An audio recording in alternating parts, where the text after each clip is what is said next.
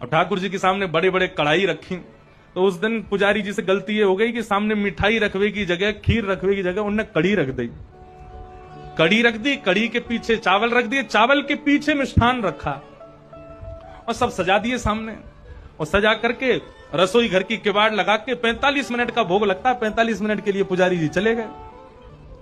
45 minute बाद जैसे ही पुजारी जी भीतर आए तो क्या देखा, सिंहासन पर ठाकुर जी है ही नहीं।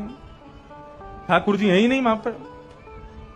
पुजारी जी बोले, अरे भैया ठाकुर जी कहां गए? पूरे मंदिर में हल्ला है, वो सब इकट्ठे है गए, ठाकुर जी कहां चले गए? कोई ने कही, बोले छोटे से ठाकुर जी है सके इनमें कढ़ाइयन में गिर गए हों, छानो।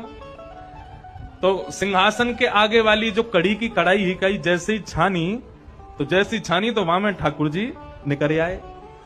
अब तो महाराज पुजारी जी बड़े जोर से हंसे, बोले अरे लाल जी को कड़ी इतनी भाग गई, इतनी बढ़िया लगी कड़ी की, वहां में कूद ही गए। अब तो भैया रोज कड़ी बनेगी ठाकुर जी के काज। अब तो कोई भी उत्सव हो, कछु भी हो, रोज कड़ी बन रही है, रोज ठाकुर जी के आगे कड़ी रखी जावे। 10 दिन तक रोज कड़ी रखी, तो 10वें दिन रात में सपने में पुजारी जी के सपने में ठाकुर जी आ गए और रोने लगे जोर जोर से। पुजारी जी बोले, ठाकुर जी रो काई को रहे हो? बोले मैं यहां मारे रो रहा हूं, तुम रोज कड़ी को भोग लगा रहे हो।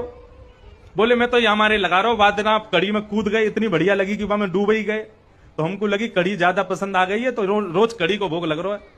ठाकुर जी बोले, अरे मैं कड़ी खावे को ना कूदो, तो फिर काय को कूदे? बोले तुमने खीर दूर रख दी, मैं तो खीर खावे जा रहा हूं, बीच में कड़ी पड़ गई, सुबह में गिर गो। अब तुमको लगी कि मुझको कड़ी पसंद है, तो रोज कड़ी को भोग लगा रहे हो। भैया मैं तो खीर खावे जा रहा हूं। फिर पुजारी जी ने क्षमा मांगी, अरे हमसे अपराध है गयो। तब से फिर ठाकुर जी को मिठाई आगे रखी जाए, वहां के पीछे नमकीन सामग्री रखी जाए।